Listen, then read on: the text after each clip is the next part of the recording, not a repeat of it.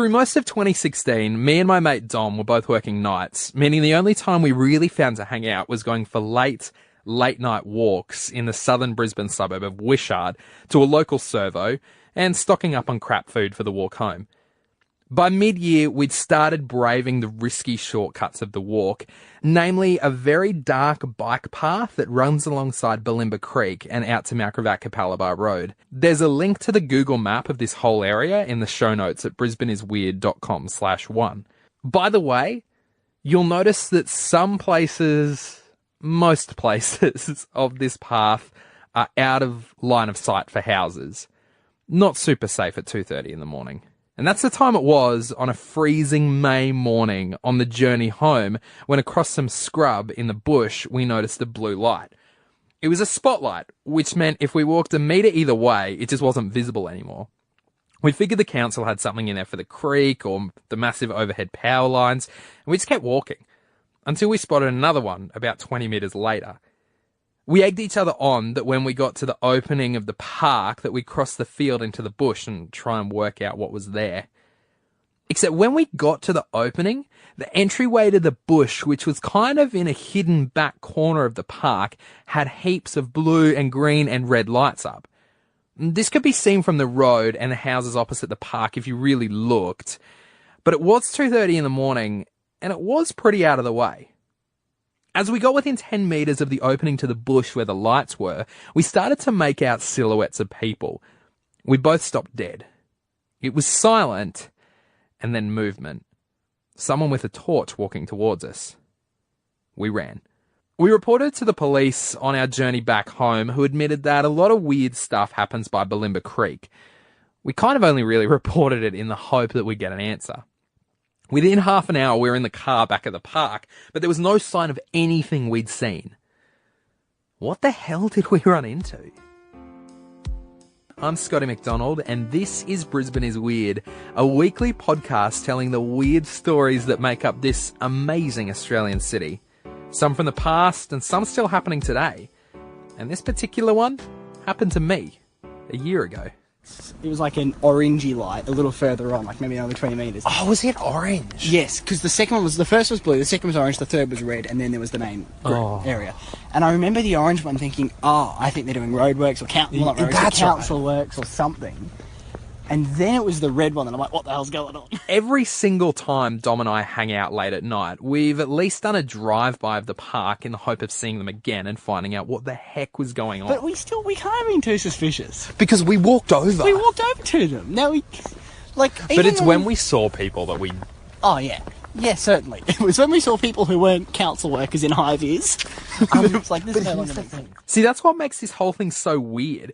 During our late-night walks, we met some interesting people, had to avoid packs of drunk kids, found the creepiest houses, and one time we were seconds away from walking through a very threatening drug deal in the middle of nowhere, in the middle of the night. All these things, they made sense, though. As terrifying as they might have been, we always knew what they were. It was just weird. I think if you drove past on the street and you weren't looking for it, you would have totally missed it. But that's the thing. If they truly didn't want to be found, you could have missed it, wouldn't have been an option. I don't know if being found was a big concern. This is what makes me rule out anything too illegal. It wasn't hidden enough. People who are doing something really illegal would go to more effort to hide it. Yeah. We'd always generally speculated on it being a cult or something witchcrafty. Dom kept pushing the theory that maybe it was a drug deal. But I'm just saying, I think we've ruled the drug deal out too quickly, too soon. To me, that just didn't make that much sense, especially with the lights. About a month later, I dropped a thread on the Brisbane subreddit asking if anyone could tell us what it was. I figured Reddit is the kind of place that would know or have similar stories. Again, you can head to brisbaneisweird.com/1 to check the show notes of how that thread played out. Reddit gave us 3 paths to follow. Wicca, witchcraft, dogging, which is people having public sex, and one of the scariest private messages I've ever received. More on that soon.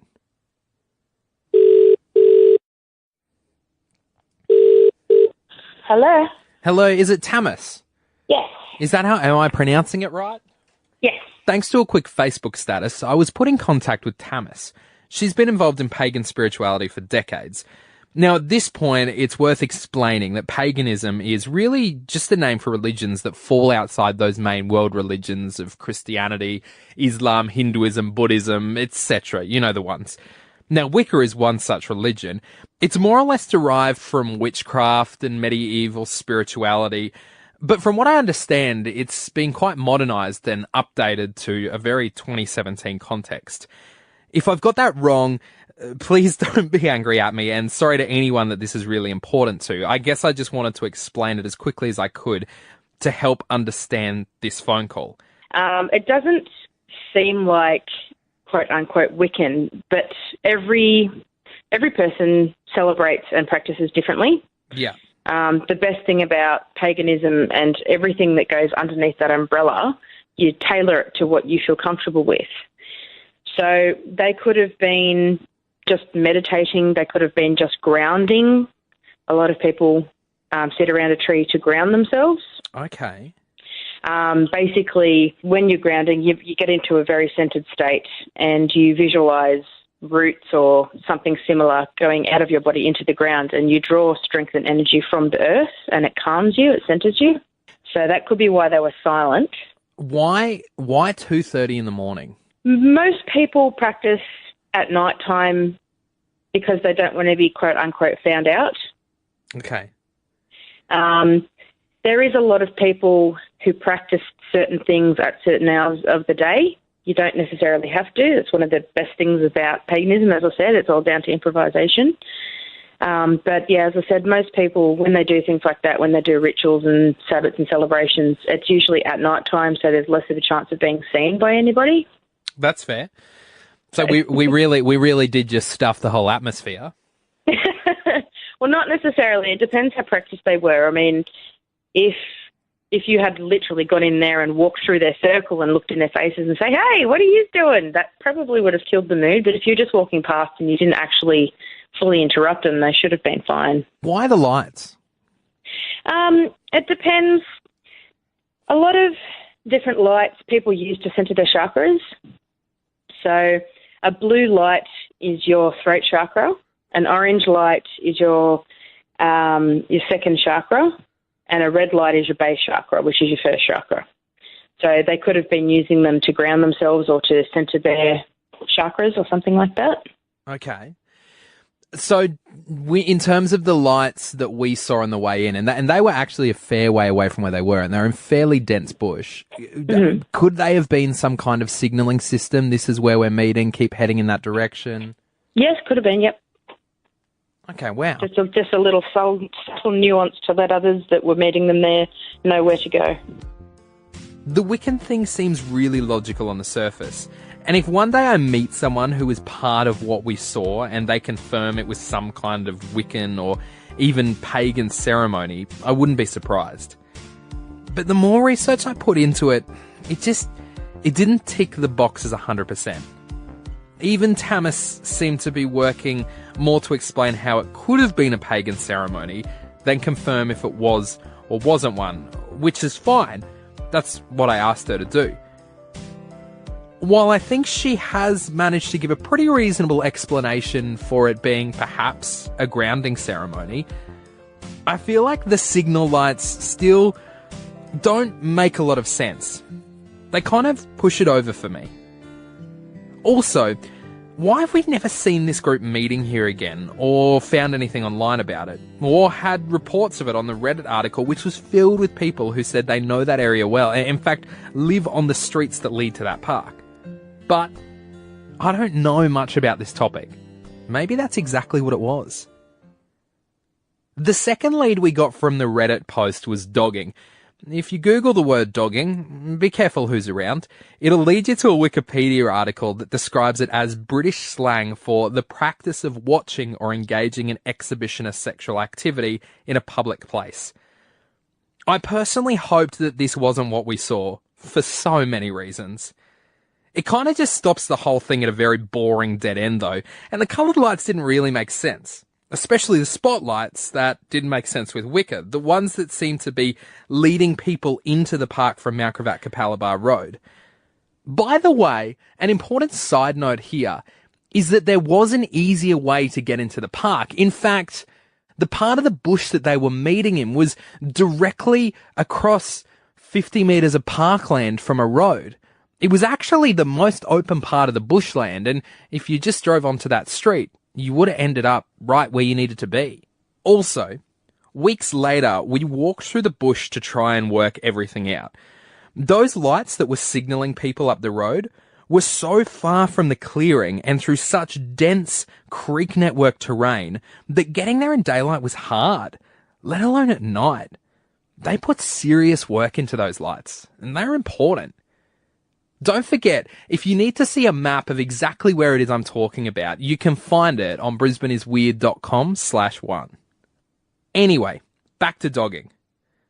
That was a dead lead for us for almost a year until researching this podcast, I started Googling dogging Brisbane. And this happened. I've found a website called swingersheaven.com. On it, I've found locations in Queensland for dogging. No. Someone posted on the 7th of August 2016, which was about 3 months after we saw everything. Yeah. Rochdale, ... end of Preble Street off Gardner Road, ... follow it down past estates until you go under the Gateway motorway, ... open areas park on western side of bridge or under are goat tracks heading towards Billimba Creek, not necessarily needed. No. Yep. Well, that's so interesting. I researched dogging a lot after this. In fact, anytime someone borrows my laptop now, I start rehearsing the conversation in my head of how I'll justify when something I've forgotten to delete out of my browsing history pops up in front of them. Anyway, every bit of reading I did on dogging suggested it was mostly done in cars. It almost always got a drive in, drive out feel about it. No one's setting things up or packing things down, and a big part of the thrill is the unplanned nature of it. You meet in a car park, everyone's in their cars, what's done is done, you don't set up lights or all meet on the other side of the park, and you drive out of there. Further to this, the lights. The only mention of lights in anything related to dogging is the process of what an interior light means, what the process of flashing your headlights or your brake lights mean. Actually, this whole international language exists around publicly having sex in your car, apparently. Windows up, windows down, windows half up. I read it all. Also, the thing I found that I called Dom about just before, the actual location is ages away from where we saw everything. Well, not actually ages, it's a few hundred meters, but through really inaccessible terrain across a creek. There's no sealed paths there. In fact, most of the paths are really, really grown over. Remember also, it was late at night. This terrain's hard to walk in the day. Plus, these guys were talking about parking under the bridge to wait. If they were going to meet in that area, they would have met on the street that was across the park from where we first found them.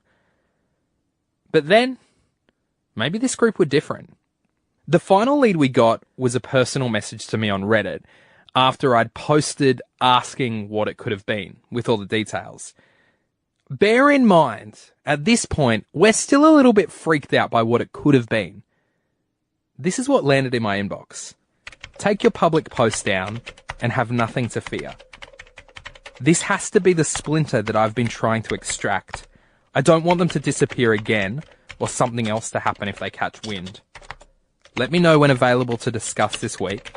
I want to move while it's hot. Can talk around noon today or later this evening. Thank you for your cooperation. Like, holy crap! My stomach dropped when I read it. I screenshot it and I sent it to all my friends that have been involved in this process so far. I called the guy that night, and unfortunately I didn't get permission to use the conversation, but I did record it. So, here's one of my friends as an actor. I'm pretty sure I know what it is, and I'm pretty sure it's harmless. So what it is have you heard of Ingress? No. Okay, so it's an augmented reality game, and there's teams, and one's a blue team, one's a green team, right? And you use your phone as the peripheral, and you go in real locations, and you have to do all sorts of things, right? It's a bit like geocaching, but you're on teams and it's sort of like... Holy crap, that's awesome. I've been trying to track down in that area. There's a group, and I've been trying to track them down because everyone's pretty busy. So the whole law of the game is your agents. So your agents for one team or the other team, and you sort of band together if you want to, or you can play like a lone wolf kind of thing, do whatever you want. But I'm pretty sure it relates to that because I've been trying to track them down for a while. I've just missed a group, and it was in the same area. And I know they met in that same area as in Ridiculous Hour. If you didn't get all that, it's a game called Ingress. Ingress is actually what the once very popular but now very obscure Pokemon Go was based on. It was like the infrastructure around a game that was played in real places. You actually had to physically go to places to find different things and to have different battles and all of that kind of stuff. We followed this lead pretty hard because at the time it made sense. It had the lights that were signaling people in. It was hidden. It was 2:00 in the morning and it was around the time of a big Ingress convention. We even downloaded Ingress. And that's when we learned that park had nothing going on. There was no reason to battle in that area. We also spoke to somebody who was pretty deeply involved in Ingress in Brisbane, and they admitted that that's not really something you do, even if you were deep into the game. It was 2:30 a.m., May 24, 2016. It was a weekday.